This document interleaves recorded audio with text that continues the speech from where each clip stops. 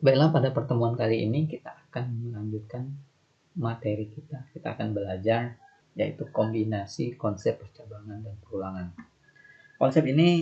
Dua konsep ini sebelumnya sudah pernah kita pelajari minggu-minggu yang lalu atau pertemuan sebelumnya, yaitu adanya konsep percabangan, yang mana kita ketahui percabangan itu ada menggunakan if, else, dan ada switch. Kemudian ada konsep perulangan. Konsep perulangan ini sama minggu lalu juga, bahkan minggu lalu sudah kita pelajari. Ada konsep perulangan for, while, dan do while. Nah, di pertemuan ini kita akan belajar mengkombinasikan dua konsep ini, dua konsep percabangan dan perulangan dalam sebuah program. Jadi bisa ada yang akan kita pelajari, ada percabangan, di dalamnya ada perulangan, atau ada perulangan, di dalamnya ada percabangan, atau ada tambahan lainnya, ada perulangan dan di dalamnya ada perulangan atau nested loop. Oke, lanjut kita akan pelajari dulu materi. Oke, pretest. Apa perbedaan sintaks if dan if else? Nih, ada direview kembali. Ingat, jika if ini hanya satu kondisi, jika tidak terpenuhi kondisi, dia tidak akan melakukan apa-apa. Berbeda dengan if else ini ada dua kondisi. Jika kondisi pertama tidak terpenuhi, maka dia akan kondisi else. Kemudian apakah perbedaan antara do while dengan while?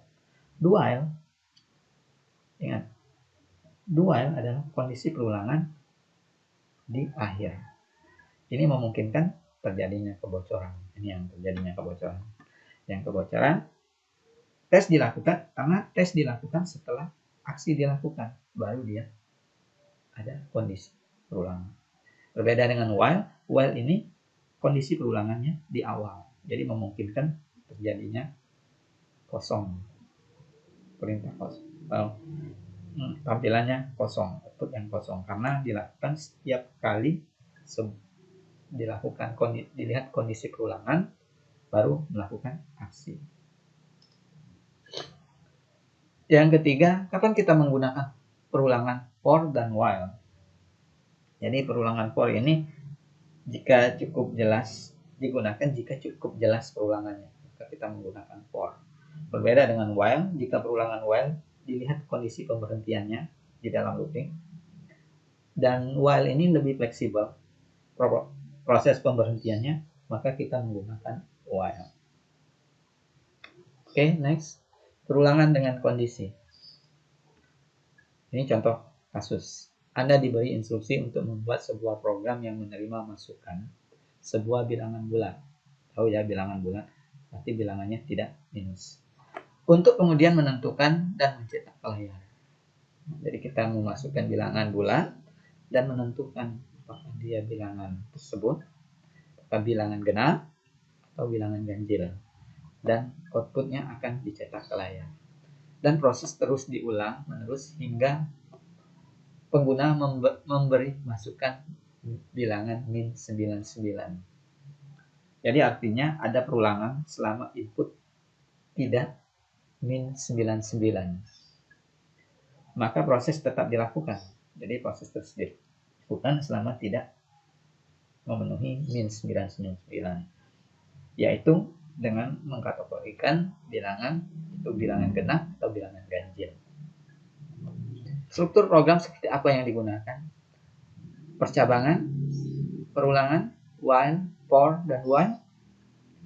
Ya, ini pasti adalah percabangan. Jadi kondisinya, karena kondisinya ada genap atau ganjil. Ini menggunakan proses perulangan. Apakah menggunakan while dan while? Nanti akan kita bahas. Kita akan pelajari berikutnya. Bagaimana bentuk programnya? Ya, langsung saja kita pelajari. Jadi ini contoh solusinya. Langsung ada solusinya. Jadi ini standarnya. Kita memasukkan bilangan buat variabel. Ini tipe data, variabelnya kita buat, kita masukkan bilangan, cout, masukkan sebuah bilangan, cin, kita masukkan bilangannya while. Jadi ini adalah kondisi perulangannya. Kondisi perulangannya variabel tidak sama dengan min 99, maka dia akan melakukan percabangan berikut.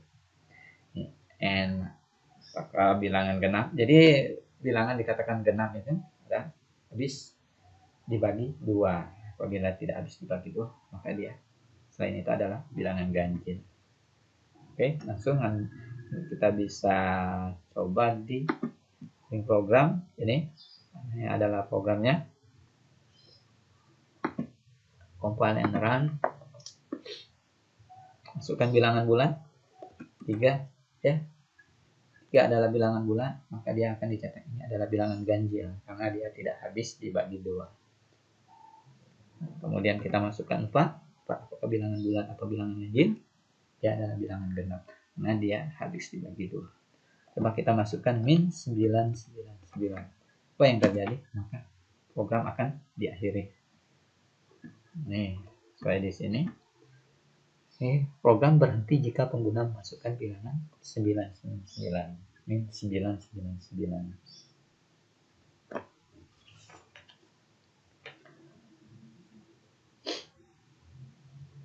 Jadi variabel n ini apakah n tidak sama dengan min 99? Jadi ketika kita tidak sama dengan min 99, maka ia akan diproses secara berulang-ulang.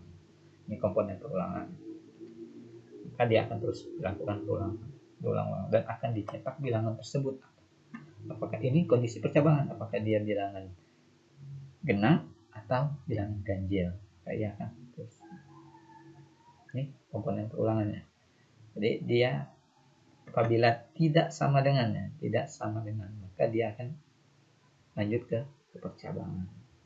Proses perulangannya terus sampai dia akan berhenti sampai ke kondisi perulangan.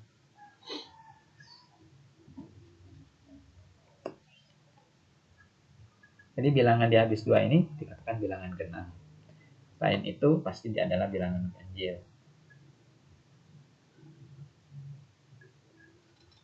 Jadi selama proses terpenuhi, selama kondisi benar, dia akan terus melakukan perulangan dan meminta lagi bilangan bulat, terus melakukan perulangan sampai kondisi min 999 baru akan berhenti.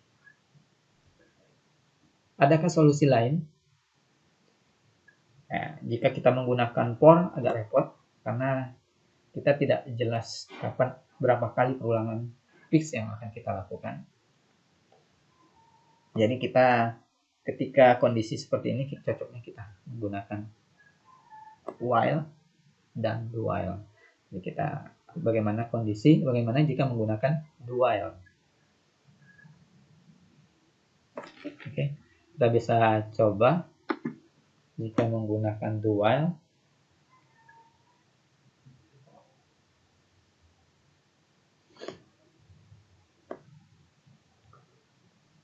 Masukkan bilangan bulat.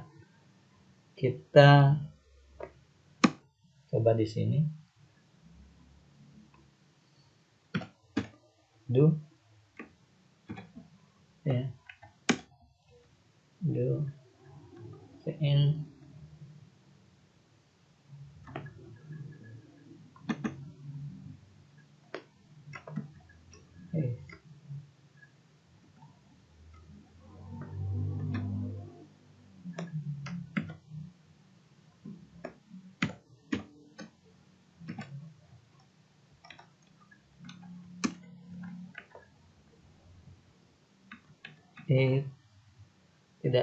tidak habis dibagi 2 maka bilangan genap. Else cout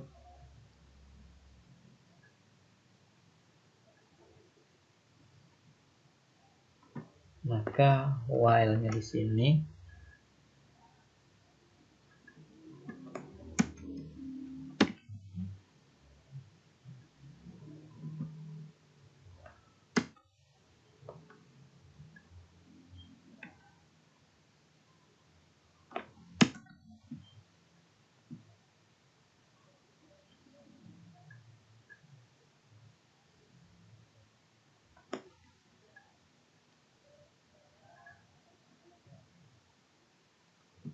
Sorry.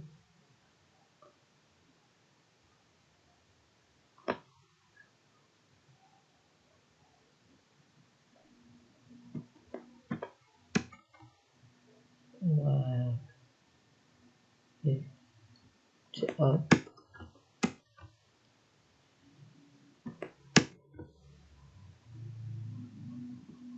dengan komponen run,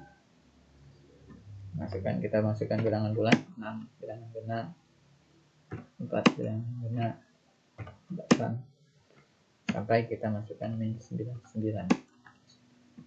Min 999 termasuk bilangan ganjil. Jadi jika kita menggunakan dual, ini dinamakan kebocoran, karena mestinya jika kita pada menggunakan konsep sebelumnya, maka program akan langsung berhenti, akan mencetak terlebih dahulu.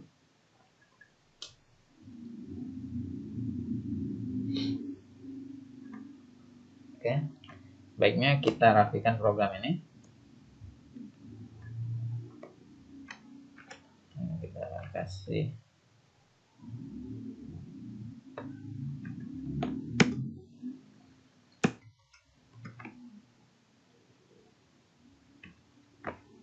setiap kondisi kita beri kurung kurawang.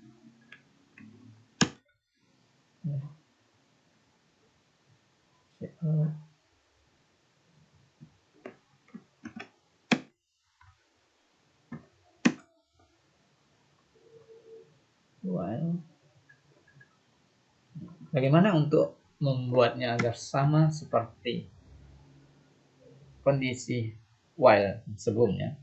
Maka kita tambahkan kondisi if. Jadi ini disebut kondisi, disebut dengan kondisi nested loop atau if bersarang untuk mengantisipasi kebocoran.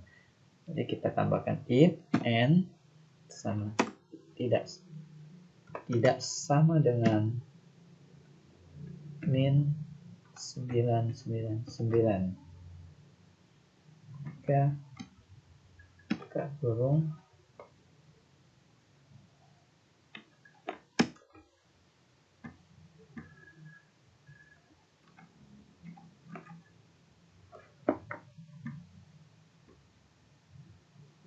kita akan mencetak min 999, maka program akan langsung diakhiri. Jadi ini dinamakan nested loop.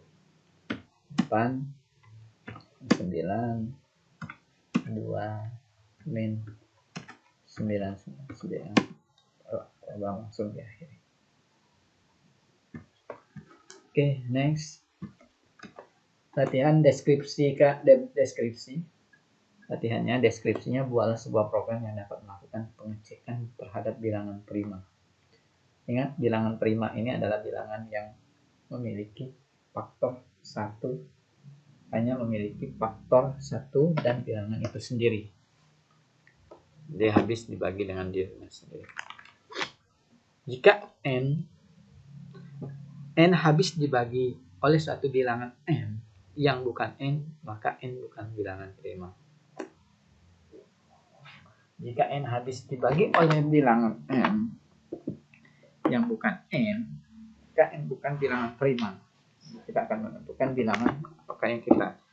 Jadi kita akan menentukan sebuah bilangan yang kita menginput bilangan bulan, kemudian menentukan apakah bilangan itu tersebut adalah bilangan prima atau bukan. Bilangan prima itu memiliki faktor 1 dan bilangan itu habis dibagi dengan dirinya sendiri. Bagaimana logikanya? Bingung? Bagaimana logikanya? Algoritma ini adalah naif untuk mengecek apakah bilangan n merupakan bilangan prima. Ya, ingat, 1 tidak termasuk bilangan prima. 2 dan 3 adalah bilangan prima. Jadi untuk n lebih dari 3 dan dimulai dari i sama dengan 2. Ini kondisinya jika Jika n habis dibagi i, maka n bukan bilangan prima. Jadi kita akan mengikut bilangan bulat dengan variabel n. N ini lebih dari 3 dan dimulai dari 2. Memang kalau 1 bukan bilangan, tidak termasuk bilangan prima. Tambahkan nilai i menjadi i plus 1. Ulangi langkah hingga i sama dengan n. Karena jika i sama dengan 3, maka i akan habis dibagi dirinya sendiri. Ini contoh solusinya untuk menentukan bilangan prima atau bukan. Oke, kita langsung ke program. Masukkan bilangan bulat. Sorry, ini yang tadi. Ini bilangan bulat, apakah bilangan prima atau bukan. Jadi kita menggunakan di sini ada tipe data i dimulai dari 2, bilangan tipe datanya prima, true bila benar, while i kurang dari n, dan extreme jika n habis dibagi dengan 2 atau habis dibagi dengan i sama dengan 0. Ini langsung kita ke program ya. Kita akan coba eksekusi program. Masukkan bilangan bulat, misalkan 4 bukan bilangan prima karena 4 habis dibagi dengan 2.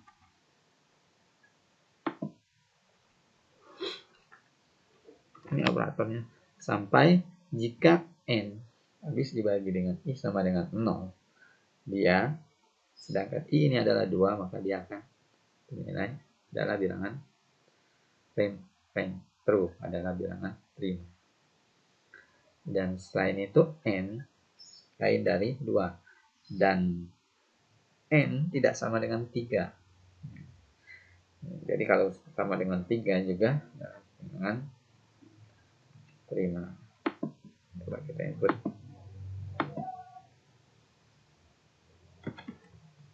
Jadi ini adalah bilangan prima. Misalkan eksekusi kembali, misalkan 5. Ini adalah bilangan prima. Ada eksekusi kembali, misalkan 17. Ini adalah bilangan prima. Dia tidak habis dibagi 3, dia habis dibagi 2. Tidak senang.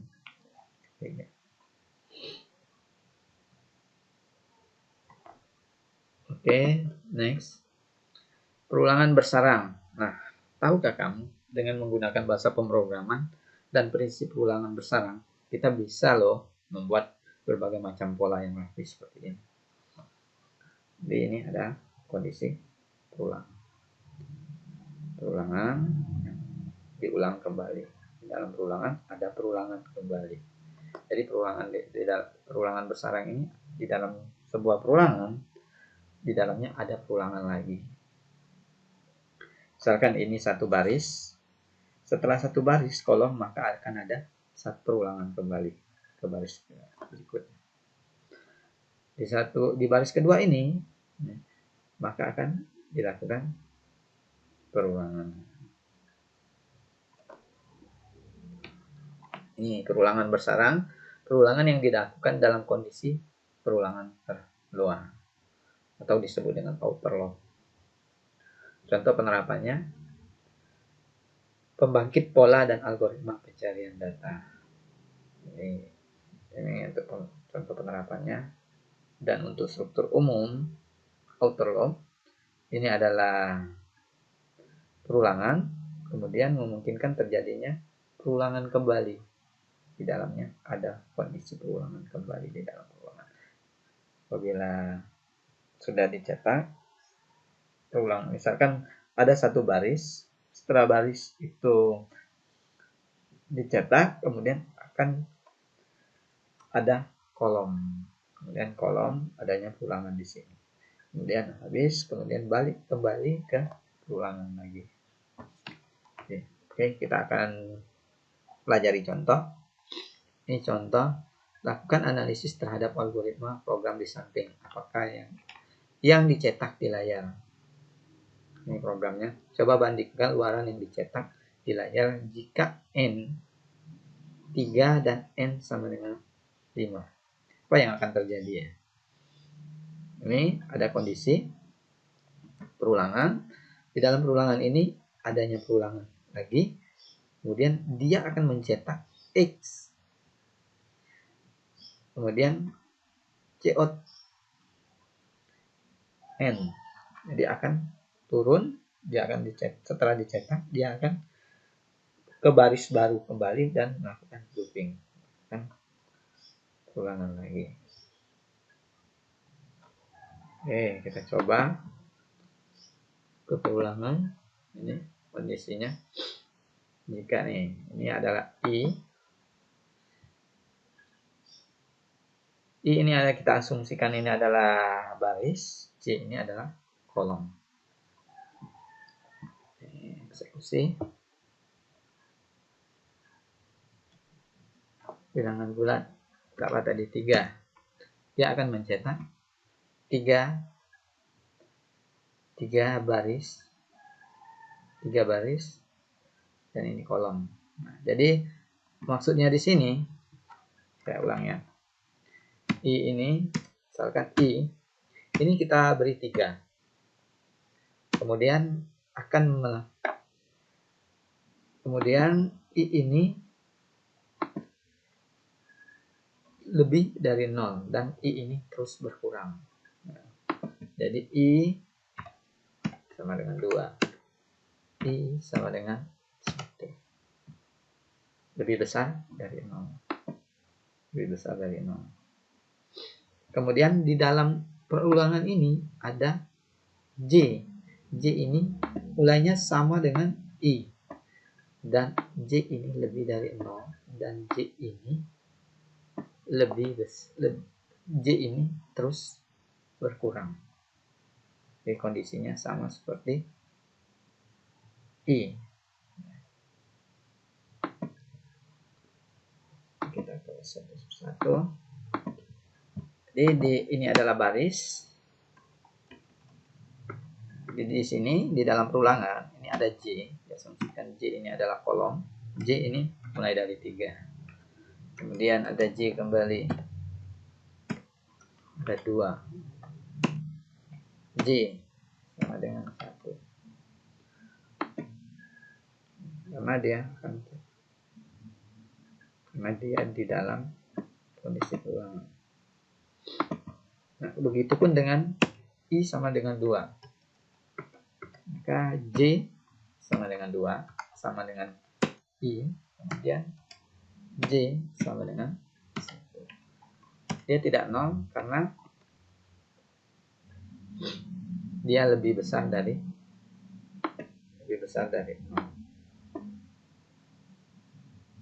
Oke. Dan I, ketika I sama dengan 1, maka J juga akan sama dengan 1. Ini output programnya. Misalkan output ya, output program. Jadi I-nya akan dicetak. I ini adalah baris. Barisnya ada. Baris turun ya, baris. Ada 3. Kemudian J. J ini adalah kolom. Kolomnya 3. Ini baris. Ini kolom. 1, 2, 3. Ini kolom. Kemudian di I terus berkurang. I-nya 2. Yang I-nya nilai 2. Dan J ini nilai 2. I nilai 1. J bernilai 1. Jadi 1 baris dan 1 kolom. Jadi ini baris, jadi ini kolom. Ini baris, ini kolom. Begitupun dengan 5, misalkan 5. Ini tambah saja 5. Ini 4 berarti. Ini 3. Ini 2. Ini 1. Maka di sini akan ada 5. Ya. 5. 1, 2, 3, 4, 5. 5 baris. Dan mulai dari 5. 5 kolom.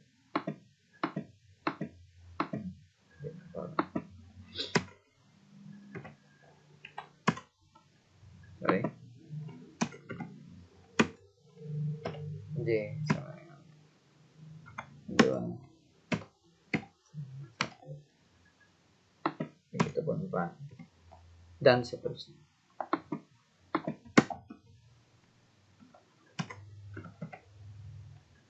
Dan seterusnya. Ini kita eksekusi.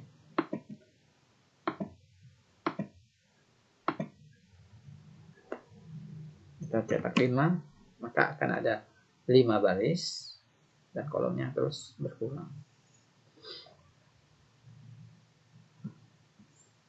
Jadi ini untuk struktur program perulangan if bersama. Contoh latihan, buatlah sebuah program yang dapat menerima masukan bilangan bulat n yang menyatakan panjang sisi persegi. Kemudian program akan mencetak ke layar pola ke layar dengan pola persegi dengan menggunakan simbol pagar atau pagar hashtag seperti ini. Contoh keluarannya misalkan dimasukkan n sama dengan 3.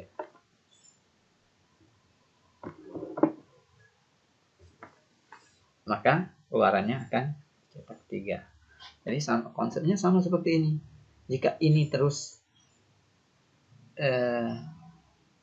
berkurang, J-nya tidak terus berkurang juga. Jika ini 3, barisnya 3 baris, 3 kolom juga. 3 baris, 3 kolom. Maka I itu kita asumsikan baris, J itu akan kita asumsikan sebagai kolom. Oke, kita tidak perlu menulis. Nih, jadi ini untuk solusinya. Kita masukkan bilangan bulat. Pertama-tama kita buat variabel tipe datanya, masukkan bilangan n, kemudian i kita mulai dari 0 dan i lebih kecil dari n, dan i terus tambah. Dan begitu pun J. Kondisi J mengikuti kondisi I. Kondisi J perulangan I atau kolom dengan variabel I, variabel J sama dengan variabel J sama dengan variabel I. Dan akan mencetak hashtag pagar. Kita copy. Kita bisa coba.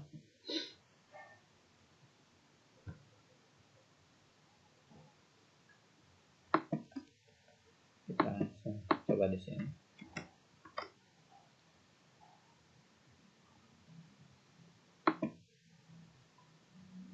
Apa yang terjadi? Kita keluarkan dulu. Eksekusi program. Bilangan bulat. Misalkan 5. Maka akan ada 5 baris dan 5 kolom. Lihat ya, kondisinya mulai dari ini pertama kita masukkan bilangan bulat, kemudian I ini kita mulai dari 0, maka akan mencetak 5. Cetak 5 sesuai dengan n. Kemudian I ini tidak lebih dari n. Jadi karena dia mulai dari 0, mestinya kalau dia lebih besar akan 6. Jadi mulai 0, 1, 2, 3. Jadi ada 5. Dan J mengikuti sama dengan I kondisinya. J beda dengan program kita sebelumnya. Dia akan terus berkurang. Jadi kalau di sini kita asumsikan misalkan I sama dengan 3, maka I sama dengan 5, I sama dengan 4, I sama dengan 3, I sama dengan 2, I sama dengan 1. Maka J juga sama demikian. 5.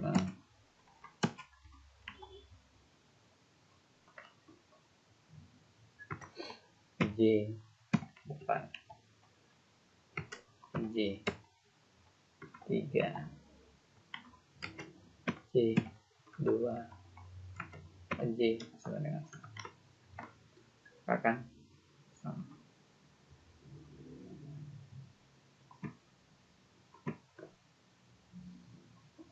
Oke, next. Ini ada tugas. Deskripsi, buatlah program yang dapat mencetak keluaran berupa pola persegi. Jadi pola persegi dengan inputan bilangan bulat n. Jadi bilangan bulatnya kita tentukan. Dan output dari program yang kita buat adalah pola persegi dengan panjang sisi n. Jadi n ini adalah perseginya. Nah, ini panjang setiap sisinya. Dan contoh luaran dari output program ini adalah panjang persegi dengan sisi 4 satuan, 4 baris dan 4 kolom. Ya, 4 baris dan 4 kolom. Jadi kita lihat pada baris pertama dan baris kedua yang hanya lengkap dengan pagar. Sedangkan baris kedua dan ketiga ini kosong. Kosong ini kita buat sebagai spasi. Jadi kosong ini diisi dengan spasi. Oke, konsepnya sama seperti program kita yang sebelumnya ini. Ya. Jadi saya akan coba bahas. Sebelum Anda lanjut nanti bahas untuk Anda kerjakan di soal yang kedua. Nanti ini soal yang pertama. Masukkan panjang persegi ya. Masukkan panjang persegi. Kita masukkan panjang persegi. Di sini tidak ada pembahasan. Ya. Kita coba bahas. Masukkan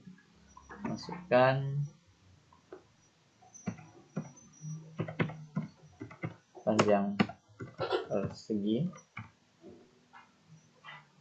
Jadi for kita mulai dari saja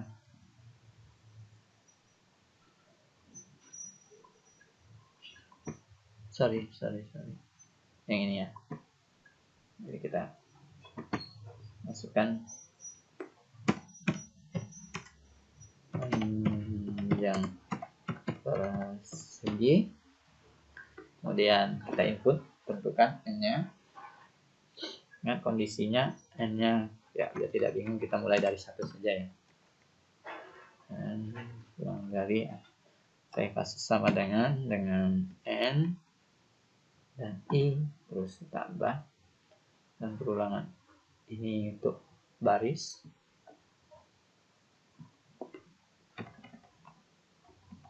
Saya beri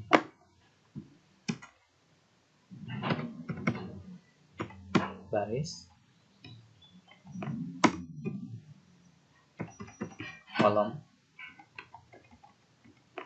diasumsikan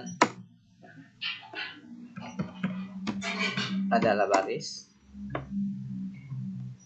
J diasumsikan adalah kolom ya. Kita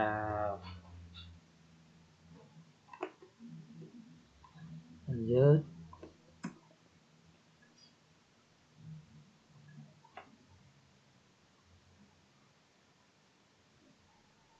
Maka kondisi if, kondisinya, jadi kita akan buat kondisinya, maka akan menggunakan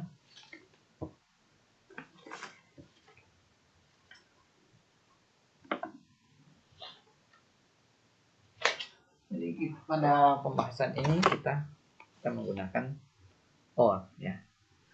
Jadi or ini kenapa tidak dengan and, karena jika menggunakan kondisi and atau dan, semua kondisi harus terpenuhi. Kalau or bisa salah satunya. Kita menggunakan kondisi or, maka kondisi if-nya kita buat lagi i sama dengan kita beri mulai dari 1 atau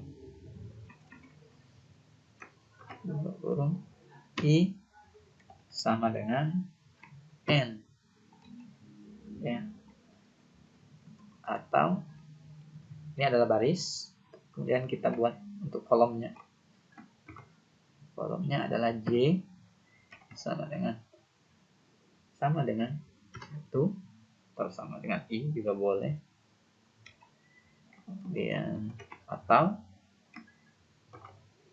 kolomnya sama dengan n, maka dia akan mencetak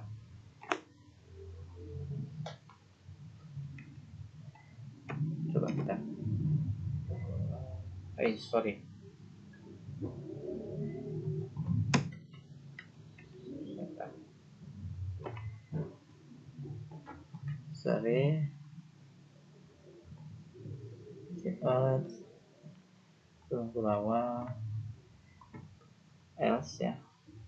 Maka selain itu, jika dia kondisinya sama dengan ini, kita samakan dengan 1 sama dengan else. Selain itu kondisinya, selain itu cout-nya dan spasi, kasih saja spasi seperti ini. N untuk mengakhiri sebuah baris, kemudian dilakukan perulangan lagi ke for ini, bukan perulangan, kembali sampai kondisi n terpenuhi atau batas dengan nilai n. Kita ini akan mencetak output berikut seperti berikut. Kembali outputnya 8 akan sampai seperti ini. Oke, jika Anda memahami, coba untuk memahami penjelasan untuk pembahasan tugas 1 ini, Anda coba untuk mengerjakan tugas 2 dengan membuatkan pola seperti ini. Jadi ini deskripsinya, buatlah program yang dapat mencetak koran dengan pola persegi. Ini persegi dengan simbol pagar dan huruf O seperti di bawah. Jadi inputnya kita menentukan inputan sebuah bilangan bulat, maka output pola persegi, baris dan kolom seperti matrik ya, seperti matrik. Contoh luarannya kita inputkan 4 baris dan 4 kolom. Tapi kita di setiap pola yang dicetaknya ada pagar dan huruf. Ingat, jadi algoritmanya berbeda-beda, mungkin banyak. Anda coba. Ini baris. Ini pada baris keberapa yang polanya sama, dan atau ini pada baris ini, misalkan pada kolom yang terakhir ini, pada baris ini selalu dimulai dengan O lagi, Setelah pagar, pada baris ini diawali dengan pagar kembali atau baris ini sama dengan pada baris berikutnya ya. Jadi Anda bisa coba ya. Coba untuk mengerjakan tugas ini. Dan jangan lupa latihan lagi. Ini contoh-contoh Anda praktikkan, dan video ini juga Anda bisa pause, Anda ulang-ulang penjelasan.